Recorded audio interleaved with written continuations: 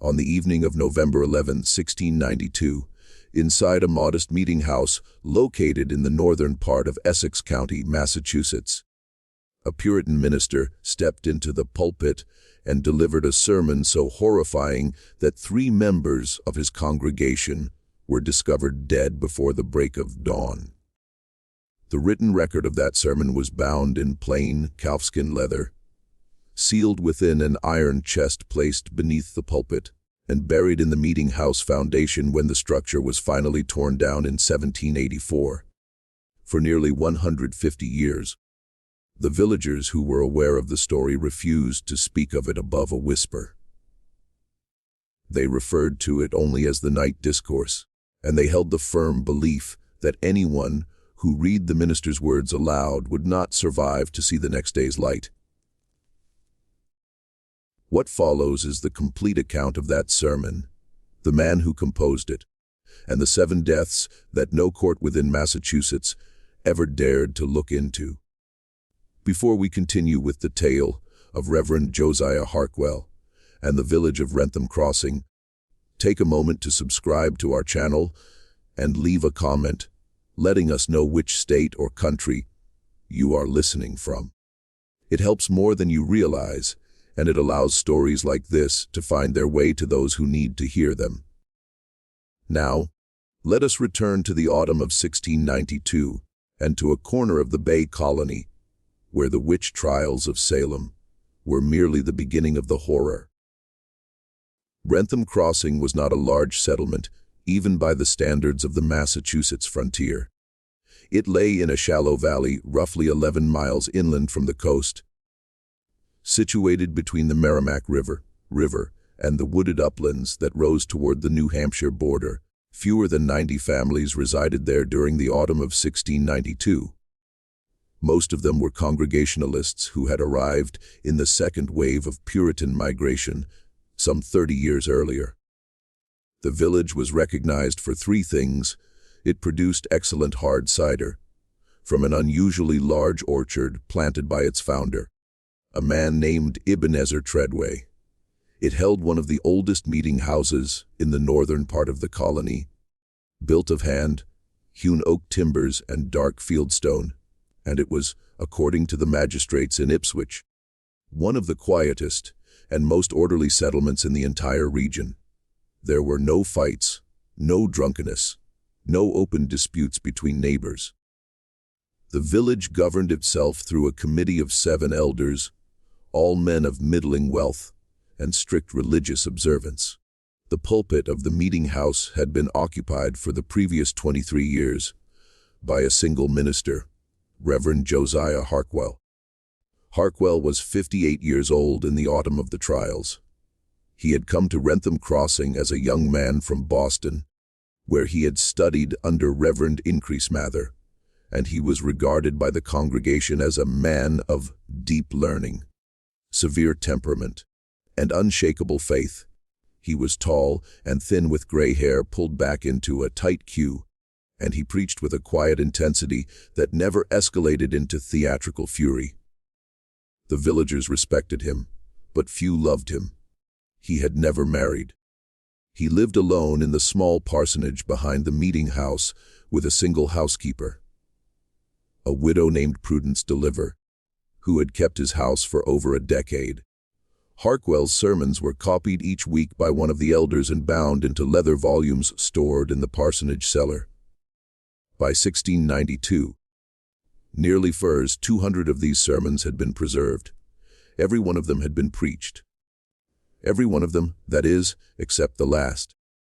To understand the events of that November, one must first understand the atmosphere that hung over all of New England in the months that preceded them. The summer of 1692 had been unusually hot along the coast. The spring rains had failed. The corn was thin, and the apple harvest came late. A measles outbreak had carried off 11 children in the nearby town of Rowley. The Penobscot and Abenaki, harried by northern wars and the ongoing conflict with New France, had been raiding frontier settlements in Maine. With greater boldness than at any time in living memory, Refugees from those raids had begun drifting southward through the Bay Colony, bringing with them stories of burned villages and captives taken into the woods. Sermons preached in the surrounding towns took up almost without exception the themes of hidden sin, unseen judgment, and the thinness of the curtain between the visible world and what was called the invisible. It was a season in which people listened to the sound of their own houses settling at night with the alertness of prey. In Salem village, less than 20 miles south of Wrentham Crossing, the witch trials had been raging since the previous winter. By October, 19 people had been hanged on Gallows Hill. One old man, Giles Corey, had been pressed to death beneath a stack of stones for refusing to enter a plea. More than 150 accused souls sat in jail at Ipswich, at Cambridge, at Boston, awaiting trials that might or might not ever come. The hysteria had spread outward from Salem in concentric rings of suspicion. Even in quiet Wrentham Crossing, neighbors who had known one another for decades began to watch each other with new and uneasy eyes. Women who had always lived alone suddenly became subjects of gossip. Old quarrels over fence lines took on the character of spiritual warfare. Children who had once played freely in the commons were kept indoors by their parents. Every cow that sickened, every cream that failed to butter, and every headache lasting more than a day was quietly examined for marks of the adversary. The first sign that something was wrong in the village came in the last week of September. A young woman named Abigail Ruddock, 19 years old and recently married to the blacksmith's son, began to suffer from what her mother described as fits of the falling sickness. She would collapse without warning, her body rigid, her eyes rolled back, her mouth foaming. When she recovered, she remembered nothing. The village physician, a man named Dr. Hiram Whetfield, could find no physical cause. Within 10 days, 4 other young women in the village were suffering the same affliction: Hannah Codell, the miller's daughter; Sarah Brimby, a servant in Elder Penhale's household; Rebecca Dow, a widow of 23 living with her mother-in-law; and Mary Treadway, a great-granddaughter of the village's founder. The elders met in secret and agreed that the matter should be handled quietly, without summoning magistrates from Ipswich, for none of them wished to bring Salem's madness down upon their own heads. They had seen what happened to villages that called in the magistrates. They had watched Andover fall apart over a single summer. God, they had no desire to be next. Reverend Harkwell was asked to visit each of the afflicted women and pray over them. He did so and reported to the elders that he had found no evidence of diabolical possession. He suggested that the fits resulted from poor diet, bad air, and the general disturbance of the times. The elders accepted his judgment with relief, but Harkwell himself did not accept it.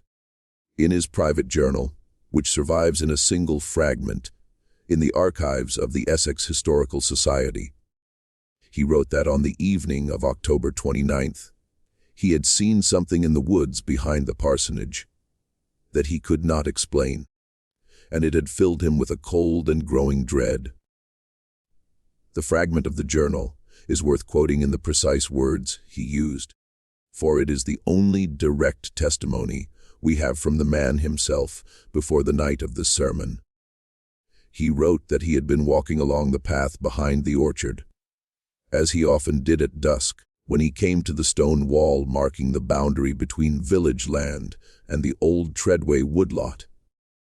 There he saw, standing among the trees about 40 yards distant, a figure appearing to be a woman in a dark gray dress facing away from him, utterly motionless. He called out.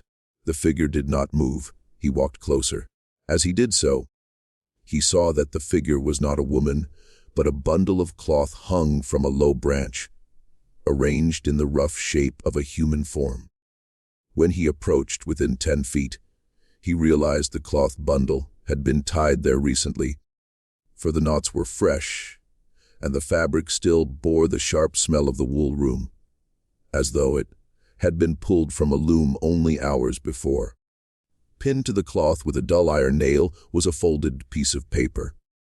On the paper, written in a hand he did not recognize, was a list of 7 names. His own name was fourth on the list. The first 3 names were Abigail Ruddock, Prudence Deliver, and Mercy Lincomb. Mercy Lincomb was the name of his housekeeper's 7-year-old granddaughter, who lived in the parsonage with the widow Deliver. The 4th name was Josiah Harkwell. The 5th, 6th, and 7th names were left blank. Harkwell removed the paper from the cloth bundle, returned to the parsonage, and locked it inside his writing desk. He did not tell the elders. He did not tell the widow Deliver. In his journal, he wrote only that he had seen a sign of the adversary and that he intended to address the matter from the pulpit on the next Lord's Day. But the next Lord's Day came and went, and he preached his ordinary sermon on the book of Jeremiah, and the list remained locked in the desk. Over the following 2 weeks, 2 of the 3 named women fell gravely ill. Abigail Ruddock's fits grew worse. The widow Deliver, who had been in perfect health, began to cough blood into her handkerchief in the small hours of the morning, always between 2 and 3 a.m., always in short bursts of 3 or 4 coughs that left her too weak to rise. The child Mercy Lincomb began to speak of dreams in which a tall man, without a face, stood at the foot of her bed and pointed at her chest. She woke from these dreams with her small hands clenched so tightly that her fingernails broke the skin of her palms. On the morning of November 10, 1692, Reverend Harkwell sent word to the 7 elders that he would preach a special sermon the following evening at the midweek service, and that every adult member of the congregation was required to attend. He did not tell them the subject. He asked only that they bring candles, for the sermon would be given after sundown. He also requested, in a note that several elders later remembered as strangely urgent, that no one be permitted to remain outside the meeting house during the sermon. The doors were to be barred from within. Whatever was said inside would be heard only by those who had been called to hear it.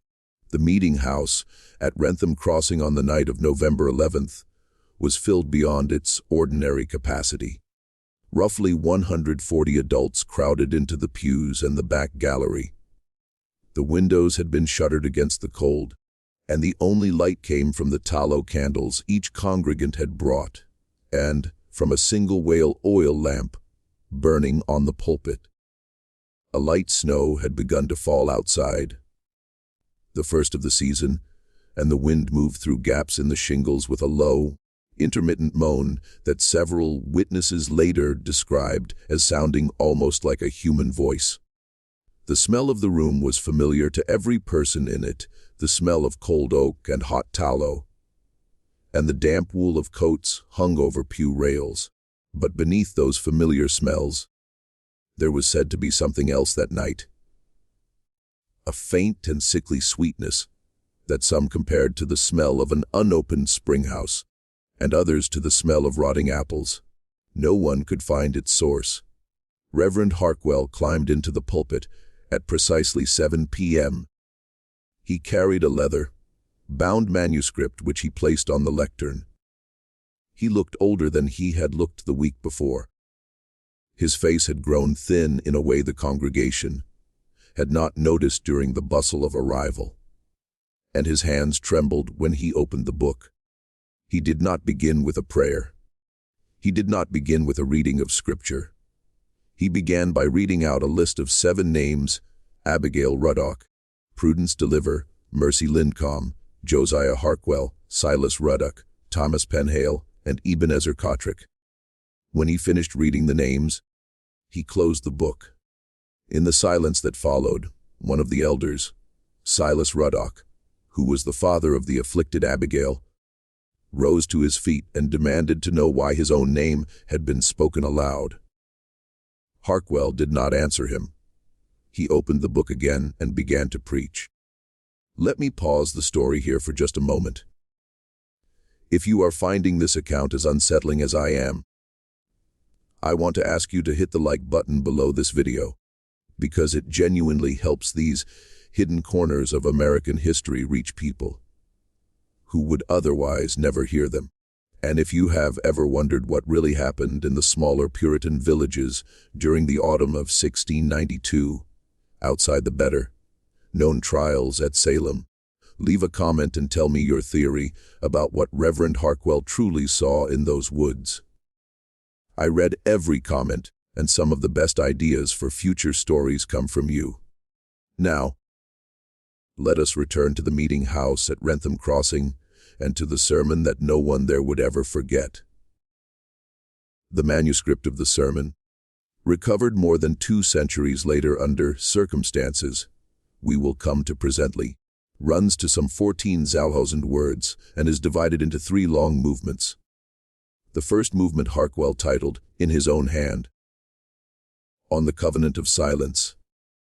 In it, he argued that the village of Wrentham Crossing had been built upon a sin that had never been confessed. He reminded the congregation that the village had been founded in 1661 by Ebenezer Treadway, and that the land upon which the meeting house stood had not been purchased from the Pennacook people, who had lived there for centuries before. It had been taken by force during a brief and undocumented skirmish in 1663, in which Treadway and a small party of settlers had killed 11 Pennacook men, women, and children, burned their wigwams, and thrown the bodies into a sinkhole about a mile north of the village. The survivors had been driven into the forest. The sinkhole had been filled with stones and covered with earth, and over it the settlers had planted the great orchard that was now the pride of the village. Every apple pressed into cedar in Wrentham Crossing, Harkwell told the congregation that night, had grown from soil fed by the bones of murdered people. He said this not as accusation, but as fact. He named the 4 surviving perpetrators of the killing, 2 of whom were the grandfathers of men, sitting that very evening in the pews before him. He described the weather on the day of the skirmish, a cold and gray afternoon in late October of 1663, with the first dusting of snow already on the high branches. He described the sound the wigwams made when they burned, a sound like the drawing in of a great breath. He described the manner in which 3 of the Pennacook had not run but had stood their ground, including a mother of 2 children who had held a short flint blade in her hand and had been cut down last. He said he did not know how he knew these details. He said they had come to him in the nights since October 29th in dreams that were not his own. He said the covenant of silence, kept by the village for 29 years, had begun to break. He said the afflictions of the young women were not witchcraft. They were not the work of the devil. They were the first stirrings of a judgment long delayed. A judgment not theological but historical, not supernatural but moral, he said, in a voice recorded by 3 separate witnesses as terribly calm, that the judgment would not stop with the women. The judgment would come for all of them. He knew this because he had been given the list. He said the list had not been placed in the woods by the adversary. It had been placed there by the hand of someone who remembered. He did not know who. He suspected, but he did not know. He said what he did know was that the list could not be unspoken. The names, once read aloud in the presence of the congregation, could not be taken back. The door of the meeting house, he reminded them, was barred from within. No one was leaving that room until he had finished. The second movement of the sermon Harkwell titled, On the Voice from the Orchard. Here he described in plain and unadorned language what he had seen and heard in the weeks leading up to the sermon. He described the figure in the woods. He described the paper with the 7 names. He then described something he had not written in his journal. That on 3 separate nights in October, he had been awakened by a voice speaking to him from beneath the floorboards of the parsonage. The voice had not been loud. It had been, he said, like the voice of a man speaking into a well from some distance above, coming up thin and hollow from below his bed. The voice had spoken in a language he did not recognize but which he believed, based on his reading of John Eliot's accounts among the native peoples, to be a dialect of Eastern Algonquian. The voice had said the same short phrase each time, repeating it slowly 3 times on each of the 3 nights, then falling silent. On the 3rd night, Harkwell had lit a taper, knelt on the floor of his bedroom, and written the phrase down phonetically as he heard it. He read the phrase aloud to the congregation. Several witnesses later agreed on its approximate sound. It was recorded by Elder Thomas Penhale, who sat in the front pew, as something close to Kitahando Nepu Aspenumuk.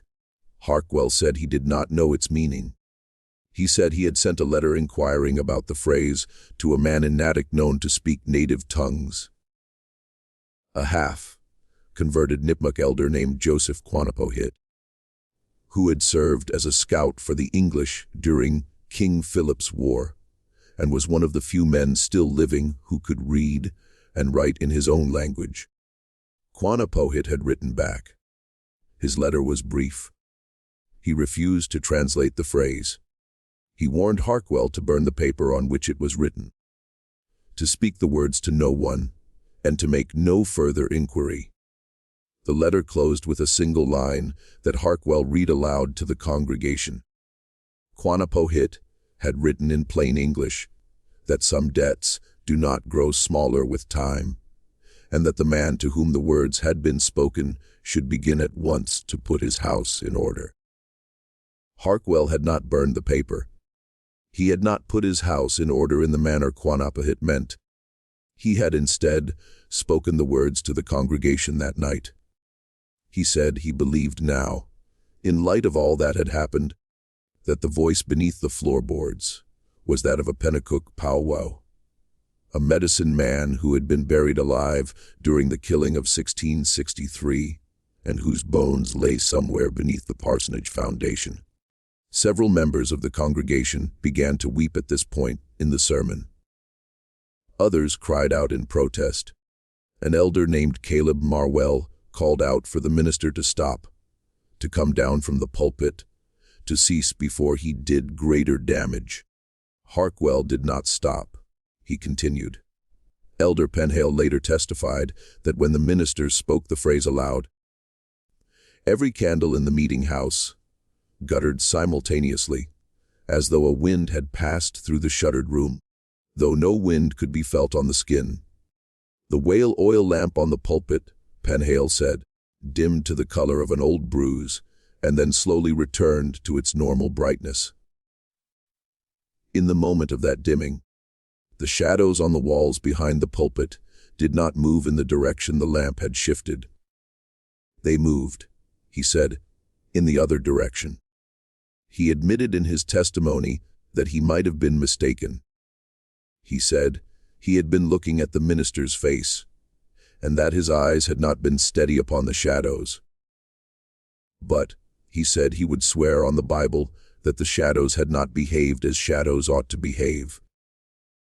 The third movement of the sermon was the shortest, and it was the one survivors remembered most clearly because they believed for the rest of their lives that it was the one that had killed the 3 who died before dawn.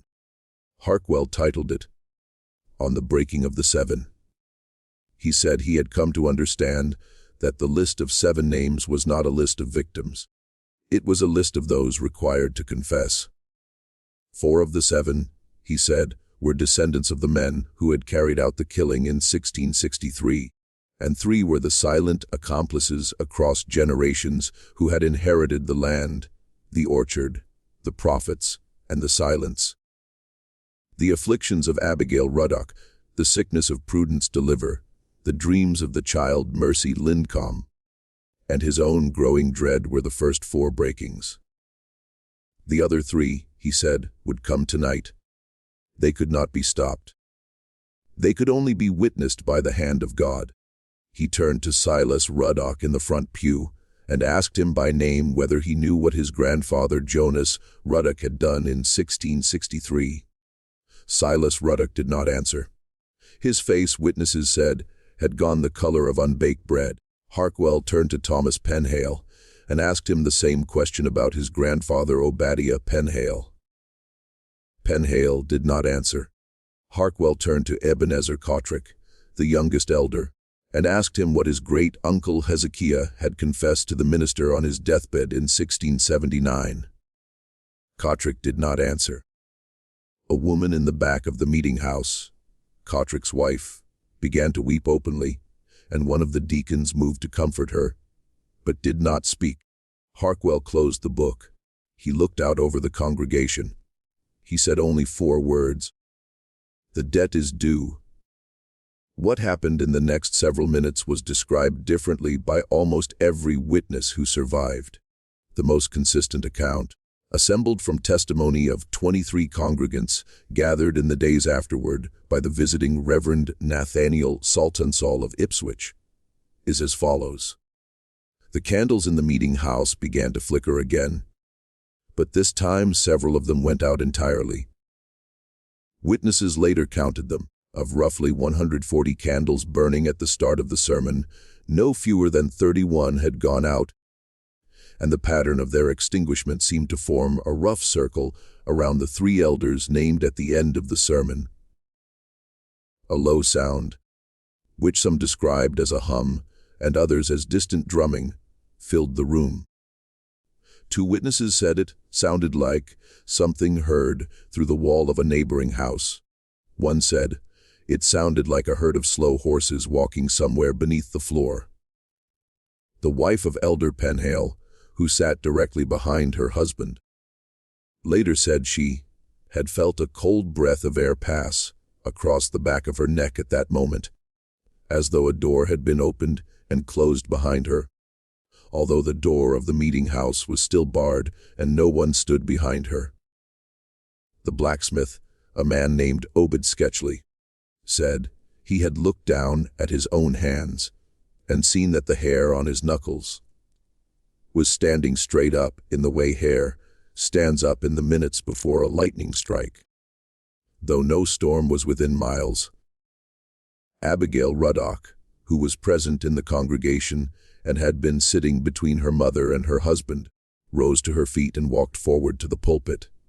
She did not speak. She stood before Reverend Harkwell. Her eyes, witnesses said, were clear and calm for the first time in weeks. She raised one hand and pointed at her own father, Silas Ruddock, in the front pew. Silas Ruddock stood up, clutched at his chest, and collapsed. He was dead before anyone could reach him. At almost the same moment, Thomas Penhale in the second pew let out a strangled cry and fell forward onto his hands and knees. He vomited a quantity of dark blood onto the floorboards, tried to rise, and collapsed fully. He too was dead within moments. Ebenezer Cotrick ran from the meeting house. The door had been unbarred by a frightened deacon in the moment of the first death.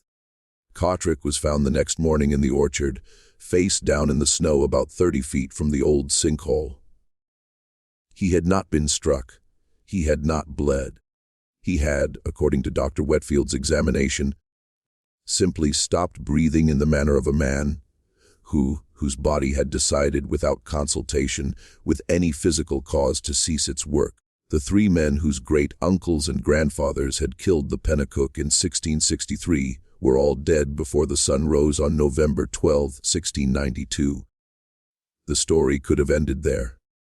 In a different time, in a different place, it might have become public.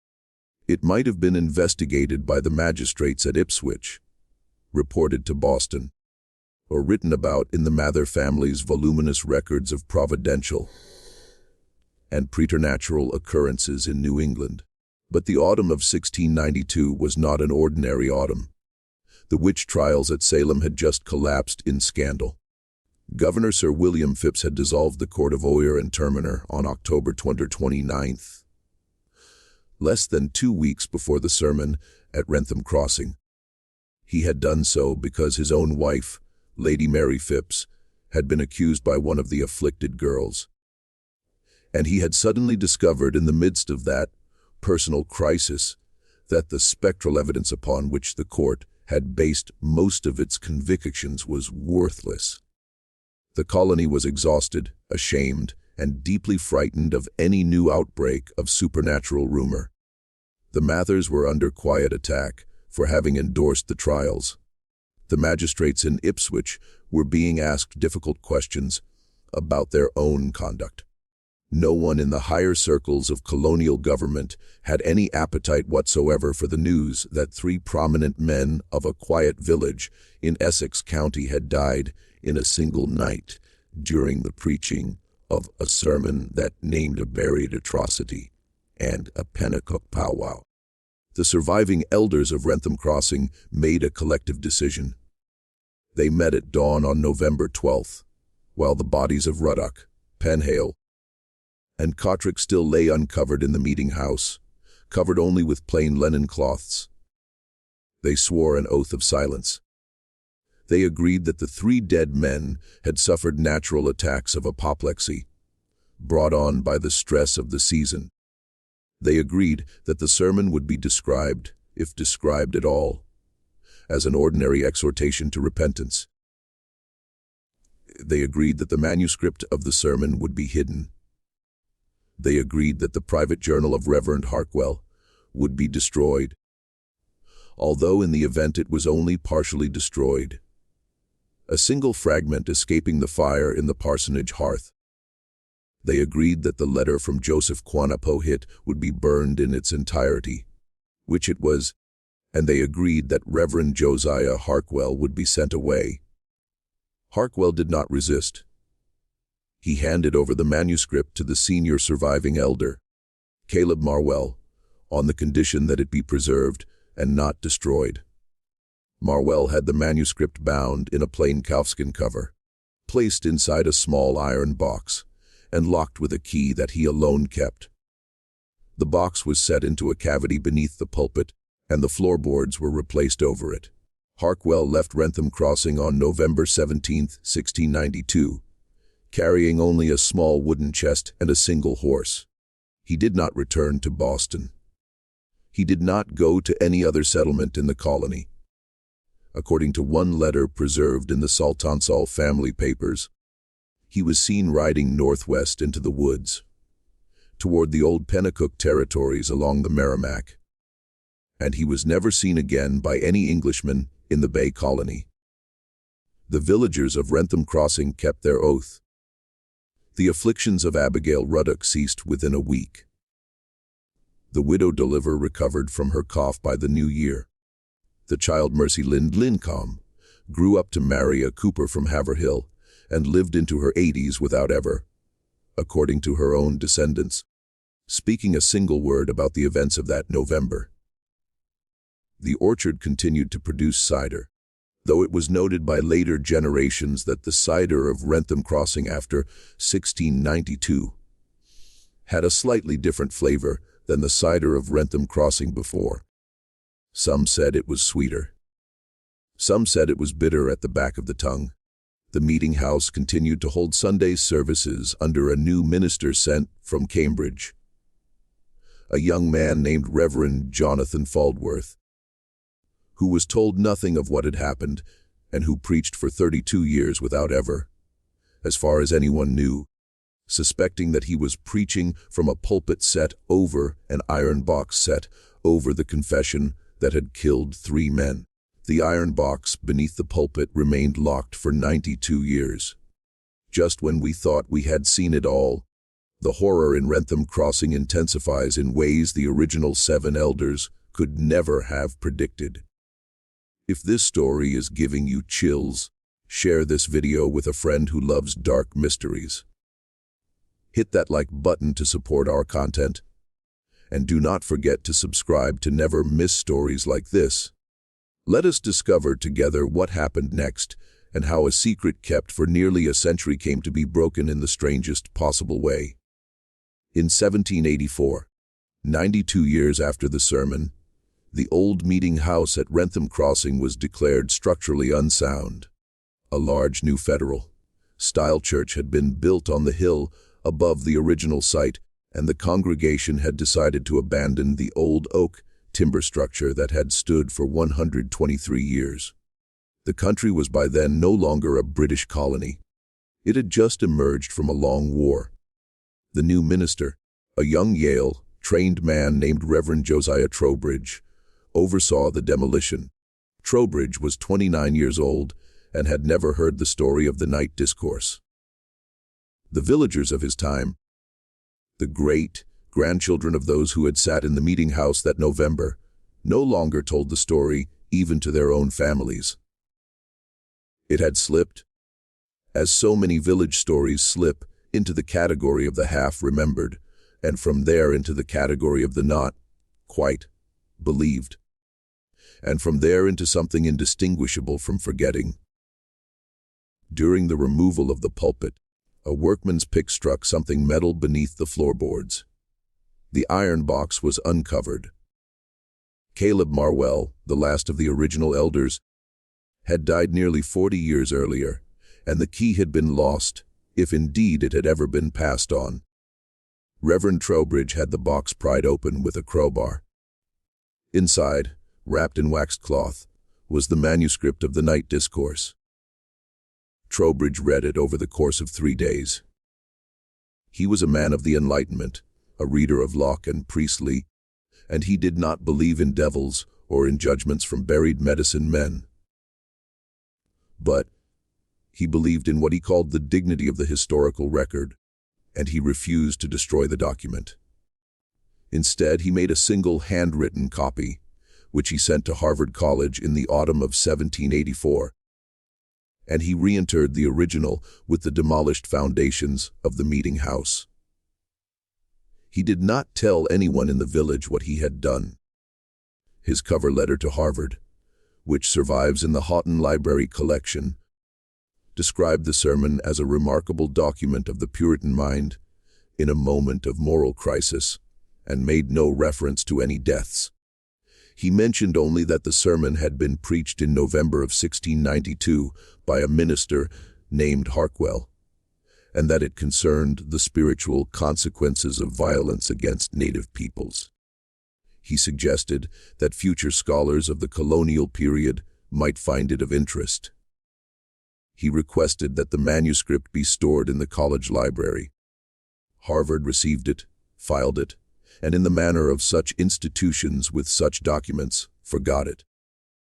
The Harvard copy of the sermon sat in the college library, uncatalogued and essentially unread, for most of the 19th century. It was rediscovered in 1887 by a young graduate student named Hollis Ambrellin, who was researching the history of Puritan preaching for his doctoral dissertation. Ambrellin was 24 years old, the son of a Unitarian minister from Worcester, and a careful and scrupulous researcher. He read the sermon. He read it again.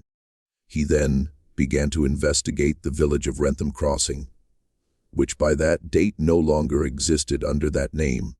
The settlement had been absorbed into the town of Groveland sometime in the early 1800s, its old boundary lines dissolving into the redrawn maps of a different era, and the site of the old meeting house had been covered over by a dairy pasture.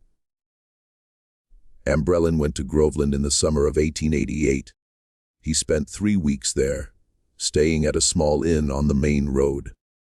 He interviewed the oldest residents, some of whom were in their 80s, and had their own grandmother's stories to pass along. He found 3 elderly women who had heard from their grandmothers fragments of a story about a bad sermon, and 3 men who had died in a single night long ago. One of these women, a Mrs. Hetty Forbosh, told him that her grandmother had been a small child in the village at the time, and had been kept home that night by her mother, who had a bad feeling about the service. The grandmother had remembered hearing from her bed the sound of people running in the road outside sometime late in the evening, and had remembered her mother standing at the window for a long time in the dark without lighting a candle. Another of the women, a Mrs. Zerviah Lindwell, told him that her grandmother had said only one thing about the sermon ever, and had said it on her deathbed. The grandmother had said that the minister had told the truth, and that telling the truth had cost them all more than they could afford. Mrs. Lindwell did not know what truth the minister had told, nor who "them" was. Ambrellin found in the records of the first parish of Groveland a single line for November 12, 1692, listing the burials of Silas Ruddock, Thomas Penhale, and Ebenezer Cottrick on the same date. He found in the Essex County probate records the wills of all three men, probated within a week of each other, with identical handwriting in the certifying notations, suggesting that a single clerk had hurried through all three documents in a single sitting. He found in a farmhouse attic a small fragment of what he believed to be Reverend Harkwell's private journal, including the passage describing the figure in the woods. The fragment had survived because it had been used at some point in the mid-18th century as a stiffener in the spine of a homemade ledger book, a common frugality of the period, and had been preserved by accident. When the ledger was broken up, Ambrellin transcribed it carefully. He also found in a distant corner of the same dairy pasture that had once held the meeting house a low mound of stones that local farmers had never plowed around, because every draft horse they had ever tried to bring to that spot had balked and refused. The farmer who owned the pasture, a practical man of 60-odd years, told Ambrellin that he did not know why the horses refused. He said only that they had always refused, and that he had long since given up trying to understand them. Ambrellin wrote up his findings in a monograph titled A Forgotten Sermon of the Salem Season, which he submitted for publication in the Proceedings of the American Antiquarian Society in 1889. The monograph was rejected. The reasons for the rejection are not recorded, but a private letter from the editor to Ambrellin's dissertation advisor has been preserved. In it, the editor wrote that the subject matter was, in his words, not suitable for a serious scholarly journal, and would only encourage superstitious speculation in an age that needed no more of it. The editor advised that the young man be counseled to move on to more productive topics. The advisor complied. Ambrellin put the monograph in a drawer. He finished his dissertation on a safer topic, a study of the sermons of Solomon Stoddard. He took a teaching position at a small college in central Pennsylvania. He died of tuberculosis in 1893 at the age of 29, in the same town where he had been born. His papers, including the unpublished monograph, were donated to the Essex Historical Society by his mother, who believed that her son's research ought to be preserved somewhere, though she did not know where. The society accepted them. They were placed in a wooden filing cabinet in a storeroom. They remained there, uncatalogued, for another 60 years. The story was rediscovered a third time in the autumn of 1953. A local historian in Groveland, a retired schoolteacher named Miss Edna Corwick, was preparing a small book on the history of the town's early settlements. Miss Corwick was 68 years old, unmarried, and had taught fourth grade history in the local elementary school for 42 years before her retirement. She was a methodical woman. She had a file cabinet of her own and a system of colored index cards and a habit of writing to strangers in distant archives with politely phrased questions that were impossible to ignore. She found the Ambrellin papers at the Historical Society, read the monograph, and grew interested in the site of the old meeting house. She obtained permission from the family that owned the former dairy pasture, a farming couple named Borodovsky, who had bought the land in the 1920s, to survey the land. In October of that year, she hired a local man with a metal detector, a veteran of the recent Korean conflict named Tim Overbeck, to sweep the area. Within an hour, they had located what appeared to be the iron corner braces of the old meeting house foundation. Overbeck offered to come back with shovels the following weekend. Miss Corwick thanked him and said that she would manage. She did not want a large excavation. She wanted only to confirm the location. In November of that same year, working alone on a cold and overcast afternoon, she returned to the site with a garden trowel and a small canvas bag. She began to dig by hand in the spot where the detector had registered most strongly. About 18 inches below the surface, she found the broken remains of the iron box. Most of the original manuscript had long since rotted. The pulping of wet paper over 169 years in the New England soil had reduced nearly all of the pages to illegibility. But a single folded sheet, preserved by the waxed cloth that had once lined the box, had survived. Written on it in Reverend Harkwell's hand was the list of 7 names. Miss Corwick took the list home. She placed it between 2 sheets of blotting paper, inside a manila folder, inside a drawer of her desk. She showed it to no one. She did not mention it in her book on the history of Groveland, which was published in 1955 and sold approximately 300 copies. She did, however, write about the list in a private diary that she kept intermittently throughout her retirement. The relevant entries, which were read for the first time by the archivist David Vlachos in 2010, describe a gradual change in her daily life over the 3 months following the excavation. She wrote that she had begun to sleep poorly.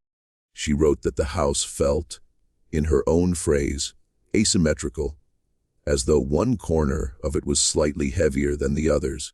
She wrote that on the night of February 14, 1954, she had dreamed of a tall man in a gray coat standing at the foot of her bed, not pointing at her, but simply looking at her, and that in the dream she had understood, without being told, that he was not angry with her, but was merely waiting to see what she would do. She wrote that she had decided that morning to make no further inquiries. She would neither publish the list nor destroy it. She would simply let it sit in her desk. The dreams, she wrote, had stopped shortly afterward. They had not returned. She died in 1961 of heart failure in her sleep, in the same small house where she had lived for most of her adult life. She left her papers to the Essex Historical Society, where the list was catalogued along with her other materials, and then, through some bureaucratic oversight, misfiled in a folder labeled 1890s Correspondence. It remained there unread until 2008. In 2008, a young archivist named David Thoreau Vlachos, working on a digital cataloging project, opened the folder and found the list. Vlachos was a careful man. He was 27 years old at the time of the discovery. He had a master's degree in archival science from Simmons College and was working on a temporary contract funded by a small state grant. He had not set out to find anything extraordinary. His assignment had been the ordinary one of scanning and tagging loose correspondence in a collection that no one had looked at in half a century. He had opened the misfiled folder because it was the next folder in the row.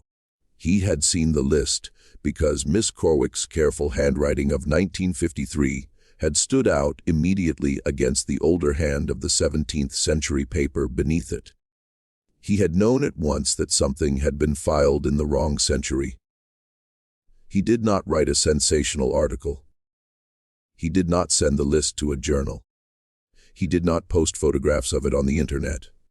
He did, however, note the names on the list, and he began quietly, on his own time, to investigate what had happened to the 7 people named on it.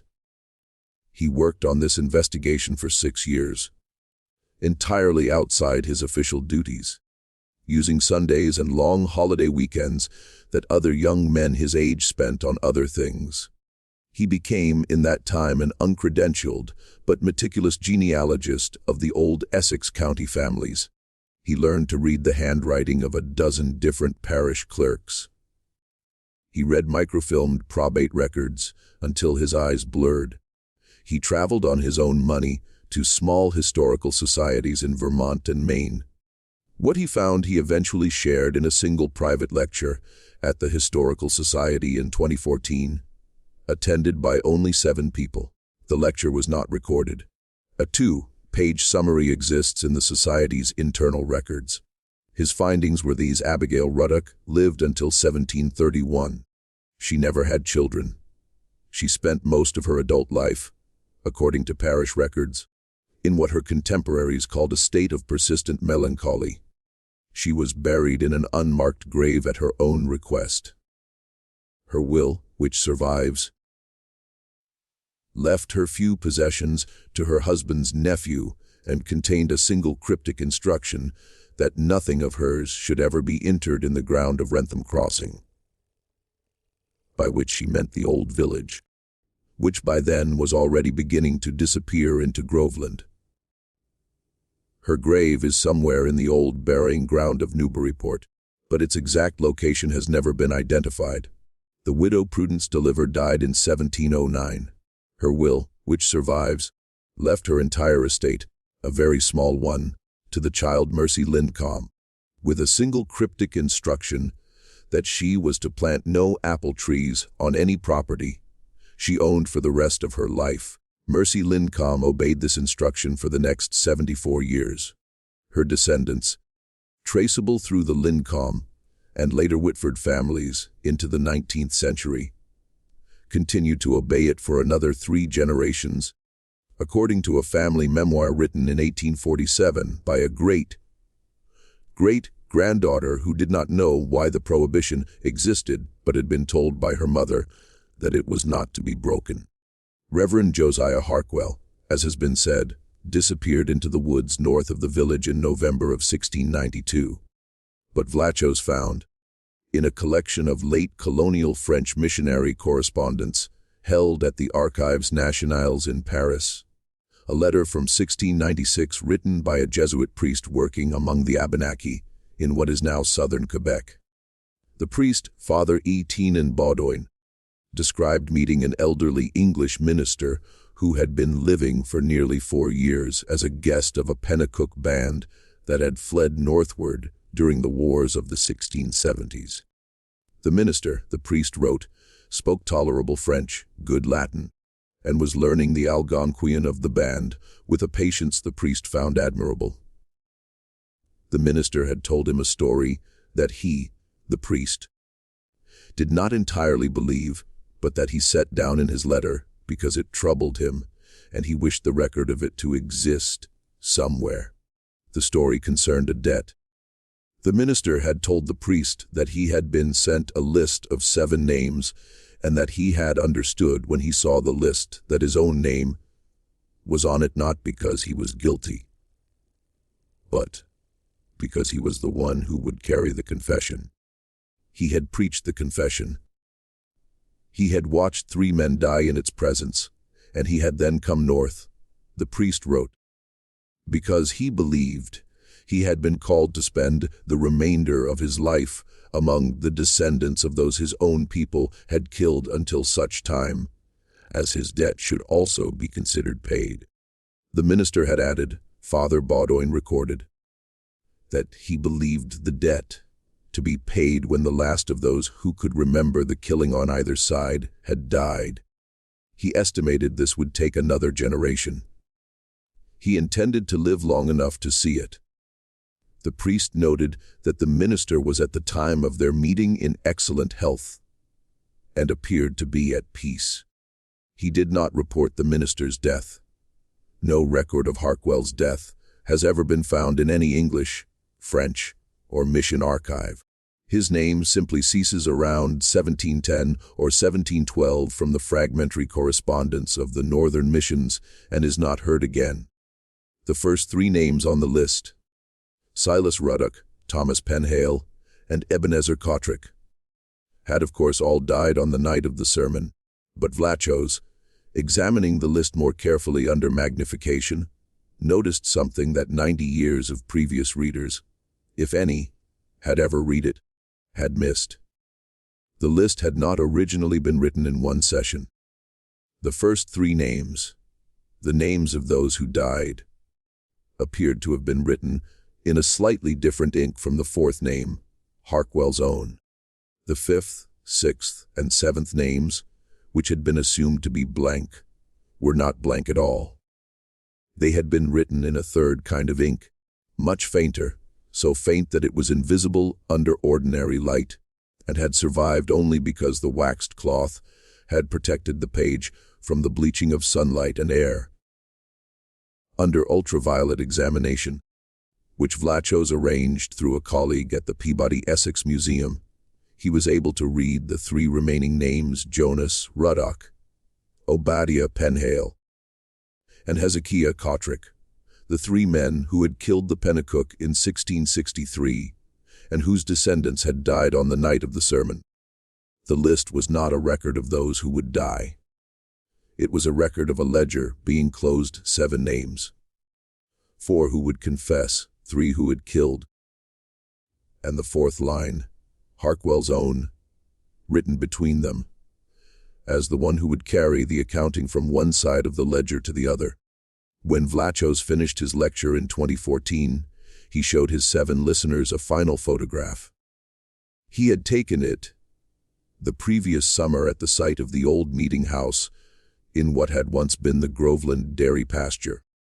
The mound of stones that Hollis Ambrelin had described in 1888 was still there. The Borodovskys had sold the farm decades earlier, and the current owner, a man named Alan Petersfield, had no particular interest in farming and had allowed the pasture to return to scrub and meadow. Vlachos had not disturbed the mound. He had only taken a photograph.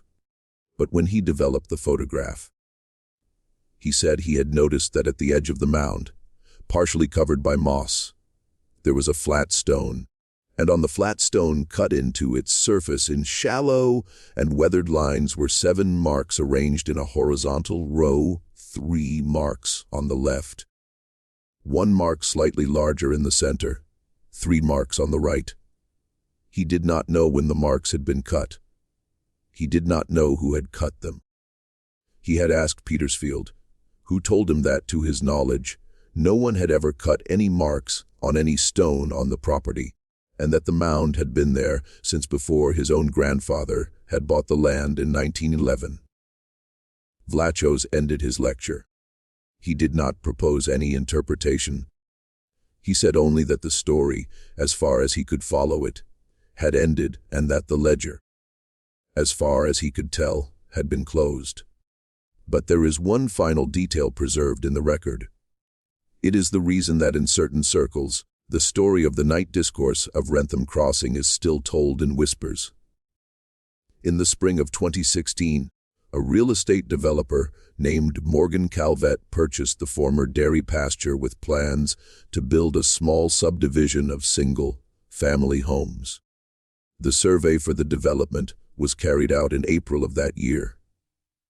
The surveyor noted the mound of stones and marked it for removal. Before the removal could be carried out, 3 of the workers on the project became seriously ill within a span of 11 days. None of the illnesses were fatal. 2 were cases of severe pneumonia, unusual for the time of year. 1 was a previously undiagnosed heart condition in a man of 43. The project was not delayed because of the illnesses. It was delayed because the developer, according to local reporting in the Haverhill Gazette, simply changed his mind. He sold the land to the town of Groveland for use as a small conservation parcel.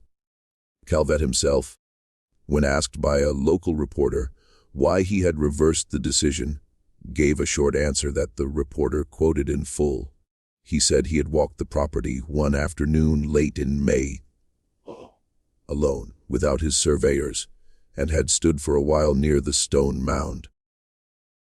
He said he did not know what had happened to him there. He said only that he had felt, in his own words, like a man standing in a room that had been waiting a long time to be left alone. He did not elaborate. He retired from real estate development the following year. The mound was not disturbed.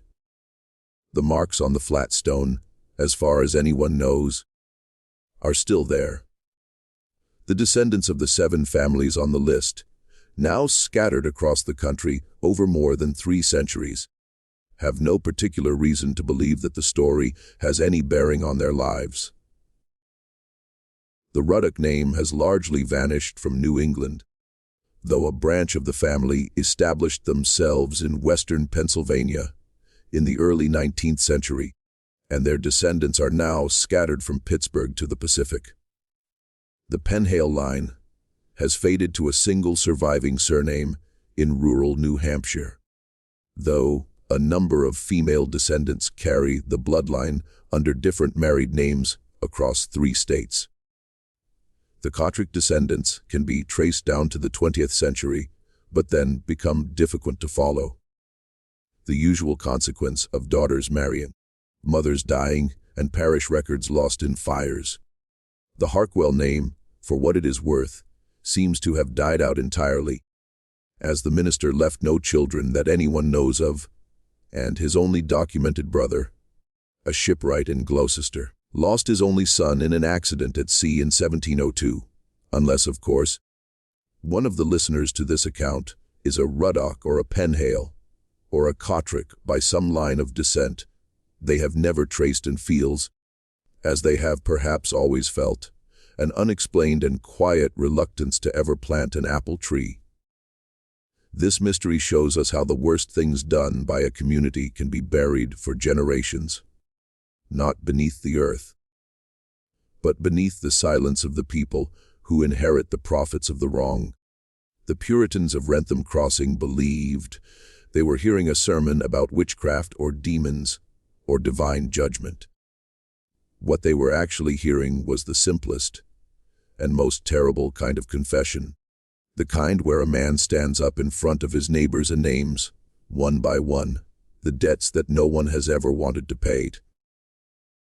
3 men died that night. Whether they died of shock, stress, or the unbearable weight of a truth kept for 29 years, no one can say for certain. A modern physician reading the account of Silas Ruddock's collapse would likely diagnose a fatal arrhythmia brought on by acute emotional stress. A modern physician reading the account of Thomas Penhale would likely diagnose a burst stomach ulcer. A modern physician reading the account of Ebenezer Kotrick might reach, with less certainty, the diagnosis of cardiac arrest in a man already suffering from an undetected condition and pushed past the edge of his endurance by the panic of a long run in the cold. All of these diagnoses are plausible. All of them are sufficient in a certain sense. What they do not explain is why 3 men on the same night, in the same room, at the moment of the same accusation, were all found at the edge of their endurance together. That is a question medicine does not answer. It is a question only history, and perhaps conscience, can answer. What we can say is that the sermon was real. The list is real. The marks on the stone are real, and the silence that held the story shut for 3 centuries was real. What do you think of this story? Do you believe the 3 men died of natural causes brought on by the shock of public accusation? Or do you think there is something more, something older and quieter, at work beneath the orchards and the stones of northern Essex County? Leave your comment below. If you enjoyed this tale and want more horror stories like this one, subscribe, hit the notification bell, and share it with someone who loves the darker corners of American history. See you in the next video.